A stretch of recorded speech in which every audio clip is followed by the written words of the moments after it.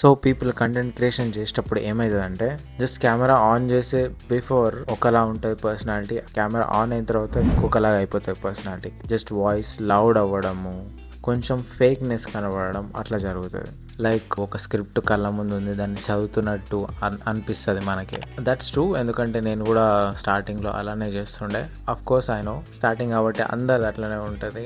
So దాన్ని improve చేయడం ఎలా, అది మన పాయింట్. మన వీడియోస్కి ఎక్కువ రీచ్ రాకపోవడానికి కూడా ఇది one of the major reason ఉంటుంది. పీపుల్ ఫీడ్లకి మన వీడియో పోయిందనుకో, చూడగానే వాళ్ళకి ఏమనిపిస్తుంది అంటే ఆ సెన్స్ చేస్తారు వాళ్ళకి ఆ ఎనర్జీ అనేది, మనం మాట్లాడే విధానం అనేది కొంచెం లైట్గా ఫేక్ అనిపిస్తుంది. అంటే వాళ్ళకు కూడా అర్థం కాదు వాళ్ళు ఎందుకు స్క్రోల్ చేస్తున్నారని. కాకపోతే అక్కడ మనదే మిస్టేక్ ఉంటుంది, మనం ఆ వీడియోని అంత ఎంగేజింగ్గా చేయలేకపోయినాం. ఇప్పుడు కెమెరా ఫియర్ పోవాలి అదేంటి అంటే, ఇప్పుడు మీ ఫ్రెండ్స్ తోటి నువ్వు మాట్లాడేటప్పుడు ఎలా మాట్లాడుతావు, జస్ట్ క్యాజువల్గా మాట్లాడతావు. అదే నువ్వు కెమెరా ముందుకు వచ్చేసరికి అది ఎక్కువ ఆక్వర్డ్నెస్ వచ్చేస్తుంది, ఫేస్లో, టోన్లో, నీ అపియరెన్స్లో కూడా ఆ చేంజ్ వస్తుంది. బట్ ఎందుకు నీకు అర్థమవుతుంది ఏంటంటే నా వీడియోని కొన్ని hundreds of members, thousands of members చూస్తారు, అది మన మైండ్లో ఉంటుంది. అది అంతా తీసేసి just treat it like phone అనేది ఒక ఫ్రెండ్ లాగా ట్రీట్ చేయండి.